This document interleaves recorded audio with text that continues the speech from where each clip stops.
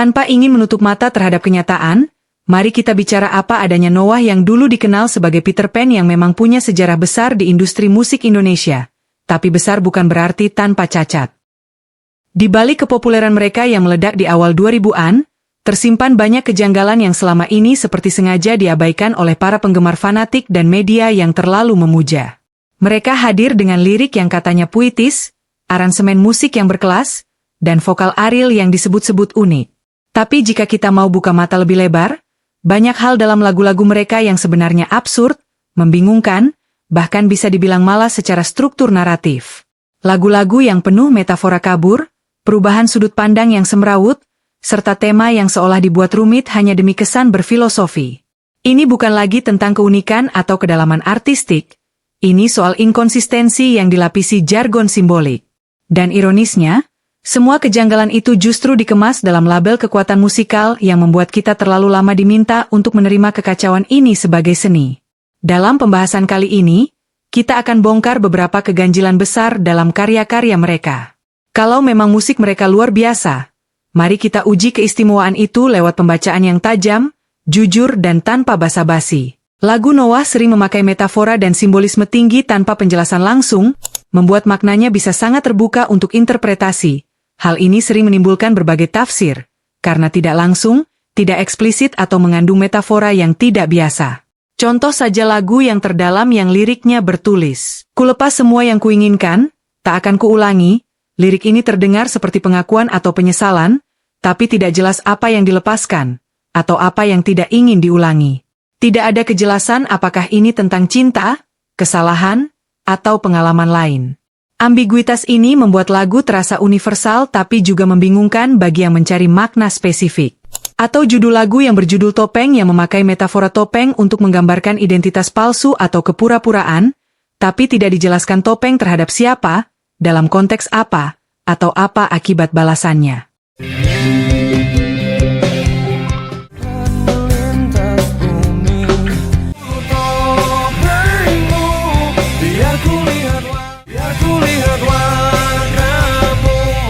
Inti dari ambiguitas lagu Noah atau Peter Pan adalah tidak ada narasi linear dan lagu mereka tidak bercerita dari A ke Z.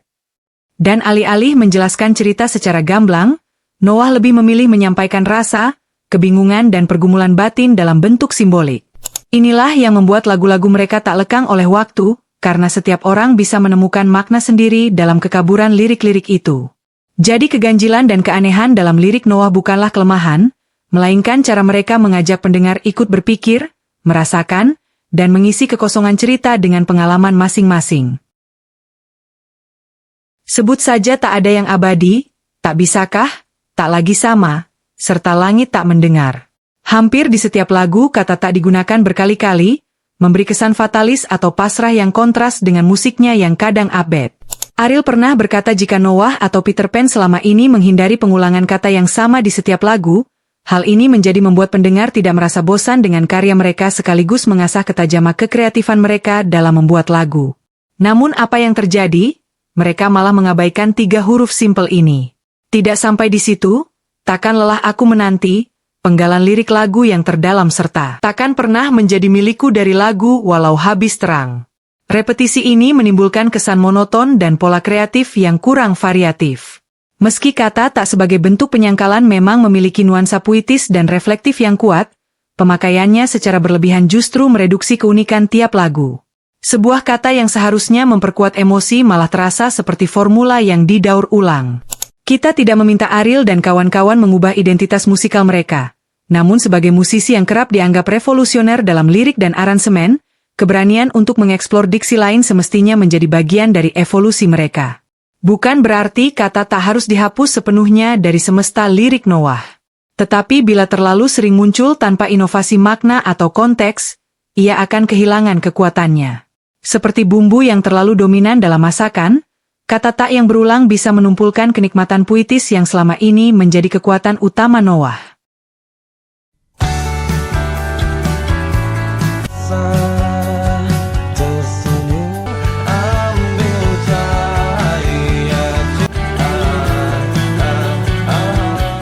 Salah satu kekuatan terbesar dari Peter Pan yang kemudian berevolusi menjadi Noah adalah kemampuannya memadukan dua hal yang tampak bertolak belakang.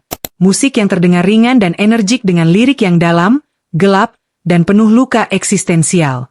Kontras ini bukan sekadar gaya, melainkan menjadi karakter kuat yang membuat lagu-lagu mereka terasa menghantui namun tetap dinyanyikan oleh banyak orang tanpa menyadari kedalamannya.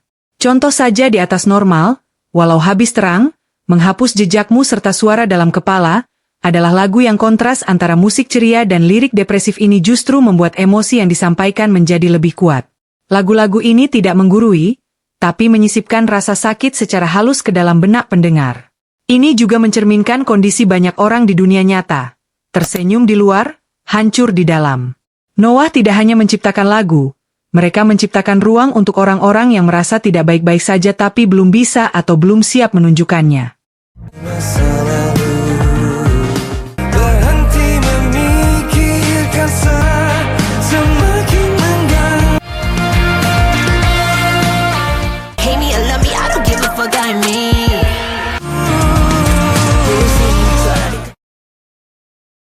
Sebut saja yang terdalam, cobalah mengerti dan hari yang cerah untuk jiwa yang sepi.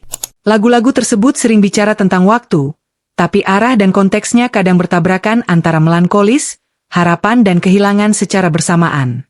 Salah satu ciri menarik dalam lagu-lagu Noah adalah kecenderungan mereka untuk menggunakan waktu sebagai simbol utama, entah itu masa lalu, masa depan atau waktu yang terhenti. Namun cara mereka menyusun narasi waktu seringkali terasa tidak konsisten atau bahkan bertabrakan secara emosional. Kulepas semua yang kuinginkan, tak akan kuulangi. Terdengar seperti ingin menutup masa lalu dan melangkah ke depan. Namun di saat yang sama masih berbicara tentang, takkan lelah aku menanti, takkan hilang cintaku ini. Konflik waktu antara ingin melupakan dan masih terjebak nostalgia. Beberapa lagu Noah menyiratkan bahwa waktu telah berjalan dan mengubah segalanya. Tapi si penyanyi masih berharap semuanya tetap seperti dulu. Konflik waktu realita masa kini bertolak belakang dengan keinginan kembali ke masa lalu. Penggunaan waktu sebagai simbol perasaan bukan sebagai urutan kronologis. Dalam banyak lagu, waktu menjadi cermin emosi ketika hati sedih. Masa lalu terasa lebih hidup daripada masa kini. Ketidakkonsistenan ini menciptakan kesan realisme emosional. Karena pada kenyataannya, manusia memang sering hidup dalam tarik-menarik antara kenangan, harapan, dan kenyataan saat ini. Musik Noah sering menggambarkan waktu batin, bukan waktu nyata. Artinya, perasaan seseorang terhadap waktu, seperti seolah waktu berhenti, berputar, atau berjalan terlalu cepat, lebih penting daripada logika waktu yang linier. Ketika Noah berbicara tentang waktu, mereka tidak sedang membahas jam atau tanggal. Mereka sedang menggambarkan keadaan jiwa yang terjebak antara kenangan yang belum tuntas dan harapan yang belum tentu nyata. Salah satu daya tarik lirik lagu adalah narasinya, bagaimana sebuah cerita diceritakan dari sudut pandang siapa, kepada siapa, dan tentang siapa. Namun dalam beberapa lagu Peter Pan dan Noah, ada kecenderungan perubahan sudut pandang secara tiba-tiba, dari sudut aku ke kamu, bahkan dia, tanpa penjelasan atau penanda yang jelas. Hasilnya, sebuah narasi yang kabur dan membingungkan, terutama bagi pendengar yang mencari kedalaman makna. Perubahan sudut pandang yang tidak konsisten dapat menciptakan ambiguitas naratif. Bagi sebagian pendengar ini bisa menambah kesan misterius dan dalam. Tapi bagi yang menyukai lirik yang runtut dan jelas, ini bisa terasa membingungkan, bahkan melemahkan daya pukau emosionalnya. Namun bisa jadi ini memang ciri khas Noah. Mereka menulis bukan untuk menjelaskan, tapi untuk dirasakan. Alih-alih bercerita secara linier, mereka membiarkan lirik mengalir seperti perasaan. Tidak konsisten, tetapi nyata. Lagu pop seringkali diasosiasikan dengan tema cinta yang sederhana, ritme yang mudah dicerna dan lirik yang lugas. Namun beberapa karya dari band Noah justru memuat kedalaman makna yang mengejutkan. Di balik kemasannya yang pop dan radio-friendly, menyisipkan refleksi filosofis tentang identitas, eksistensi, dan kompleksitas hubungan manusia. Sebut saja topeng menjadi metafora kuat untuk identitas dan kepura-puraan, dan ini bisa dibaca sebagai kritik terhadap tekanan sosial untuk menjadi seseorang yang bukan diri sendiri.